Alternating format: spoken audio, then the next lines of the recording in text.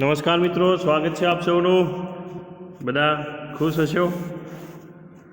હવે આજે આપણે અભ્યાસ કરવા જવાના છીએ. આગળનો એક નવો ટોપિક લઈએ છીએ મિકેનિકલ કમ્પેરેટરના અંદર જોન્સન મિક્રોકેટર. બરાબર, નામ અટપટું છે પણ તમે વારે ઘડીએ નામથી પરિચિત થઈ જશો. જોન્સન મિક્રોકેટર અથવા તો એમનો એબ્રામસન્સ મૂવમેન્ટ તરીકે પણ ઓળખાય છે. બંનેમાંથી ગમે તે એક તમે એક્ઝામમાં પૂછી શકે છે. હવે જોઈએ એમાં કેવી રચના હોય છે. તો બાજુમાં એક ફિગર આપેલી છે, તો આ ફિગર ઉપરથી જુઓ તમને આ રીતે એનો દેખાવ હોય છે. બરાબર, તો તમે આ દેખાવ તમે જોઈ શકો છો. હવે જોઈએ તો ડિઝાઇન બાય હુગો અબ્રામસન ક્યારે થઈ હતી? 1938માં, જ્યારે આપણો જન્મ પણ નહોતો થયો તે વખત આ મિકેનિકલ કમ્પેરેટરનો શોધ થઈ ગઈ હતી. હવે ડેવલપ કોને કર્યું? આ ભાઈએ તો શોધ્યું, હુગો અબ્રામસને આની શોધ કરી. જ્યારે એને કોમર્શિયલાઇઝ ડેવલપમેન્ટ કોને કર્યું? CF Johansson. બરાબર.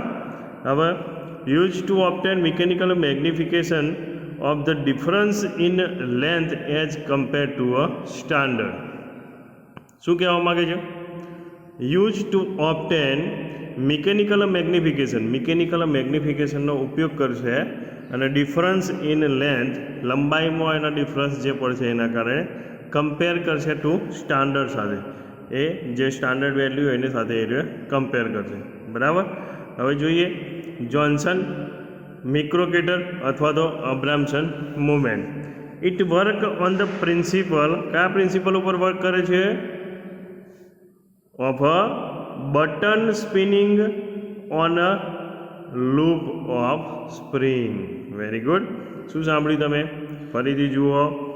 Button spinning on a loop of strings. બરાબર. Button spinning on a loop of string. જો બતાવી દઉં એક વખત તમને ખબર પડે કે કેવું હોય ને. તો જુઓ અહીંયા તમે જોઈ શકો છો, આ જે ઉપરની રચના રહી તમને દેખાય છે એ રીએ. બરાબર. તો અહીંયા જે ઉપરની રચના રહી છે ને ટ્વિસ્ટેડ સ્ટ્રીપ લખેલું છે ને. બરાબર. તો આ રીતે અંદરની ભાગે રચના હોય છે. જોઈએ એના પહેલાં આપણે આગળનો ભાગ બતાવી દઈએ. બરાબર. તો શેના પર વર્ક કરે છે? પ્રિન્સિપલ શેનો છે? Button spinning on a loop of string. Very good. A twisted thin metal. શું કરેલું છે? ટ્વિસ્ટ કરેલું છે. થીન મેટલ સ્ટ્રીપ હોલ્ડ અ પોઇન્ટર. કે એના ભાગે શું કરેલું છે? પોઇન્ટર જે રહ્યો, પોઇન્ટર તમારો એના ભાગે ફિક્સ કરેલો છે. કોના સાથે ફિક્સ કરેલું છે? તો ટ્વિસ્ટેડ સ્ટ્રીપ, અથવા તો એને કહી શકો કે ટ્વિસ્ટેડ થીન મેટલ સ્ટ્રીપ. જે આગળ જોઈ દો ને આપણે આ રીતે આમ વળાંકવાળું આ ભાગ હતો, આ ભાગ જોઈન્ટ હતો, આ ભાગ જોઈન્ટ હતો, તો આ ભાગ જોઈન્ટ હતો. તે રીતે જોઈન્ટ ભાગ જે હતું એને ટ્વિસ્ટ કરી દીધા હતા. એના કારણે એવો શેપ બનતો હતો. પછી બીજા ટોપિકમાં શું કહે છે? Since there is no friction involve in the transfer of movement from the strip to the pointer. આ બહુ અગત્યનું વસ્તુ છે કે આમાં ફ્રિક્શન ઇન્વોલ્વ થતું નથી. જે જગ્યાએ ફ્રિક્શન ઇન્વોલ્વ થતું હોય ત્યાં શું થાય? એના ડાયમેન્શનમાં અથવા તો માપ આપવામાં એરર આવે, અથવા તો પછી કોઈ પણ પ્રકારની ખામી એમાં રહી જતી હોય છે. બરાબર, ઘસારો પડવાના કારણે. પણ આમાં બહુ મોટો ફાયદો એ છે કે આના અંદર ફ્રિક્શનનો કોઈ રોલ ભજવતો નથી, એટલે ઘસારો પડવાનો કોઈ ચાન્સ જ નથી. બરાબર. It is free from bagless. એટલે ફ્રિક્શન જ ના આવે તો એના કારણે બેકલેસ પણ નહીં આવવાનું. બરાબર. તો એ સૌથી મોટો ફાયદો કે આનો ઉપયોગ લોંગ ટર્મ સુધી કરી શકો છો. જોઈએ આની રચના કેવી છે જોન્સન મિક્રોકેટર અથવા તો અબ્રામસન મૂવમેન્ટની. તો લાઇટ પોઇન્ટર તમને અહીંયા દેખાય છે. બરાબર. આ પોઇન્ટર તમને દેખાડો. Very good. એના બાજુમાં આ શું કરેલી છે? આ રીતે વળાંક જે આપેલો છે ટ્વિસ્ટ કરેલી છે. એટલે શું હોય? ટ્વિસ્ટ કરેલી સ્ટ્રીપ એટલે કે આ જે એક પતલી આપણે મેટલની સ્ટ્રીપ લઈ લઈએ, એટલે કે એક પતલો શું કહેવાય, રોલરના વચ્ચેથી પસાર કરી લઈએ. પતરું આપણે જે કહીએ છીએ એવું પતલું હોય એ રીતનું લઈએ. અને એ જે પતલું રહ્યું, એને આપણે વાળીએ. બરાબર. તો પહેલો એક ટર્ન લઈએ, તો અહીંયાથી ટર્ન લઈએ તો આ રીતે થશે, બરાબર. પછી બીજો ટર્ન, ત્રીજો ટર્ન, એ રીતે લેતા લેતા જઈશું એટલે શું થઈ જશે, એ જે ભાગ રહ્યો એ ટ્વિસ્ટ થઈ જશે આખો, બરાબર. તો એ ટ્વિસ્ટ થઈ જશે આ રીતે, એટલા માટે એને ટ્વિસ્ટેડ સ્ટ્રીપ નામ આપ્યું છે. પછી એના આ ભાગે શું જોઈન્ટ કરેલું છે, કેન્ટિલેવર સ્ટ્રીપ, બરાબર. કેન્ટિલીવર તો તમને ખબર છે ને, તો ધારો કે કેન્ટિલેવરનું એક્ઝામ્પલ લેવું હોય તો શું લેવાય, તો આ જે ઘર હોય એ ઘરના બહારની બાજુએ આપણે બારી હોય અને બારીના ઉપરના ભાગે આ રીતે જે છજું કાઢેલું હોય છે, બરાબર.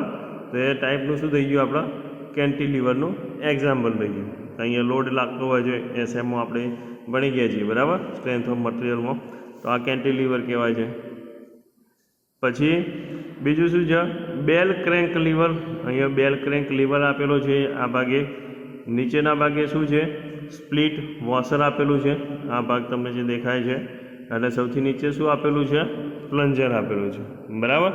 તો કેટલી વસ્તુઓ થઈ ગઈ, એક તો લાઇટ પોઇન્ટર થઈ ગયો, ટ્વિસ્ટેડ સ્ટ્રીપ થઈ ગઈ, કેન્ટિલીવર સ્ટ્રીપ થઈ ગઈ, પછી બેલ ક્રેન્ક લીવરની રચના થઈ ગઈ, અને પછી એક સ્પ્લિટ વોશર અને નીચે પ્લન્જરની રચના થઈ ગઈ, બરાબર. હવે આ રીતે રચના હોય છે એની. A metal strip is twisted and fixed between the two end, બરાબર. ફિક્સ કરી દીધી છે અને બે એન્ડથી એને અહીંયાથી ફિક્સ કરી દીધી છે, આ એન્ડ અને આ એન્ડથી આપણે ફિક્સ કરી દીધી છે, બરાબર. હવે જોઈએ આગળ, તો metal strip is twisted and fix between the two end, બરાબર, બે એન્ડથી. Longitudinal movement will cause the central portion of the strip to rotate. Longitudinal movement એટલે કે લોન્જિટ્યુડનલ લંબાઈમાં જે મુવમેન્ટ થતી હોય એના કારણે શું થશે, central portion of the strip to rotate. તો સેન્ટ્રલ પોર્શન વચ્ચેનો ભાગ શું કરશે, રોટેટ કરવાનો પ્રયત્ન કરશે. One end of strip is fixed to an adjustable cantilever, બરાબર. શું કીધું છે, એક એન્ડ જે જગ્યાએ સ્ટ્રીપનો આપણે ફિક્સ કર્યો છે એ ભાગ કેવો છે, એડજસ્ટેબલ કેન્ટિલીવર વાળો ભાગ છે. આપણે જોયો તો આપણે આગળની ફિગરમાં જોઈએ તો આ જે ભાગ છે, બરાબર, અહીંયાથી ફિક્સ કરી દીધી છે આ સ્ટ્રીપને, ટ્વિસ્ટેડ સ્ટ્રીપને. પણ એ કોના સાથે ફિક્સ કરી છે, તો એ તમે જોઈ શકો કેન્ટિલીવર સ્ટ્રીપના છે. તો આ જે ભાગ રહે કેન્ટિલીવર સ્ટ્રીપના સાથે ફિક્સ કરેલું છે એક એન્ડ, બરાબર. તો હવે બીજો એન્ડ કઈ જગ્યાએ ફિક્સ કરેલો છે, fixed to the spring elbow, બરાબર. સ્પ્રિંગ એલ્બો એટલે શું, તો અહીંયા તમે જોઈ શકો કે ભાઈ આ રીતનો ભાગ રહ્યો તો એને બેલ ક્રેન્ક લીવર સાથે ફિક્સ કરેલો છે. એક ભાગ ક્યાં ફિક્સ કરેલો છે, બેલ ક્રેન્ક લીવરવાળા ભાગને. બીજો ભાગ ક્યાં ફિક્સ કરેલો છે, કેન્ટિલીવર સ્ટ્રીપ સાથે. વચ્ચે શું લગાવેલું છે, પોઇન્ટર લગાવેલું છે. અને આ કેવી છે, સ્ટ્રીપ, તો એ ટ્વિસ્ટેડ સ્ટ્રીપ છે, બરાબર. એટલો ખ્યાલ આવી ગયો. હવે આગળ જોઈએ. The spring elbow is connected to a plunger. તો નીચેના ભાગે, સૌથી નીચેના ભાગે પ્લન્જર છે, which move upward or downward. તો અપવર્ડ અને ડાઉનવર્ડ પોઝિશન તમારી કરશે.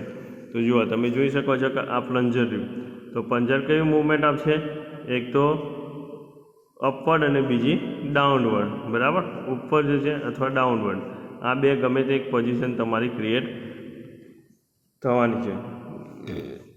એ કોના સાથે જોઈન કરેલું છે, તો spring elbow is connected to plunger, બરાબર. ખ્યાલ આવી ગયો. હવે જોઈએ બીજો point. The spring elbow consist of flexible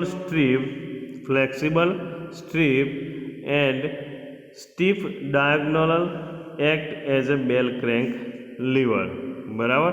causing the twisted strip to change length when there is a movement in the plunger, બરાબર. કઈ રીતે મૂવમેન્ટ થાય છે પ્લન્જરની એની વાત કરેલી છે. તો અહીંયા આગળ આપણે જોઈએ ફિગરમાં, જુઓ તમે ફિગરમાં, તો આ જે પ્લન્જરવાળો રહ્યો, તો પ્લન્જર જુઓ એ અહીંયાથી સ્પ્લિટ વોશર સાથે કનેક્ટ છે. સ્પ્લિટ વોશરથી ઉપર જાય તો જે તમે જોઈ શકો છો કે આ બંને ભાગ વચ્ચે એક ગેપ છે, બરાબર. એ લાઇટ પોઇન્ટર રહ્યો, એ પોઇન્ટર ડાયરેક્ટ આ પ્લન્જર સાથે કોન્ટેક્ટમાં નહીં આવતો, પણ આ બંને વચ્ચે કેવી છે, થોડી ગેપ છે. તો એ ગેપ તમારી રહી, એ ગેપને કોણ મેન્ટેન કરશે? વધઘટ જે કરવાનું અપવર્ડ અથવા તો પછી એના ડાઉનવર્ડ પોઝિશનમાં, તો એ કોણ કરશે? તો તમે અહીંયા જોઈ શકો છો કે બેલ ક્રેન્ક લીવર તમારું જે આપેલું છે એ રીતે તમારું કંટ્રોલ કરશે એને. બરાબર. તો શું કહે છે એને? Spring elbow consist of flexible strip and stiff diagonal act as a bell crank lever, causing the twisted strip to change length when it is a movement in the plunger. બરાબર. This change in the length result in a proportional amount of twist of the metallic strip. Change in length, લંબાઈમાં change થશે, શું થશે? Proportional result શું મળશે? Twist of the metallic strip. The magnification can be varied by changing the length of the spring elbow. બરાબર. તો આ બે વસ્તુ થઈ ગઈ. તો આટલી વસ્તુ હોય છે આમાં. બરાબર. તો અહીંયા આપણે અહીંયા સુધી રાખીએ છીએ આ ટોપિકને.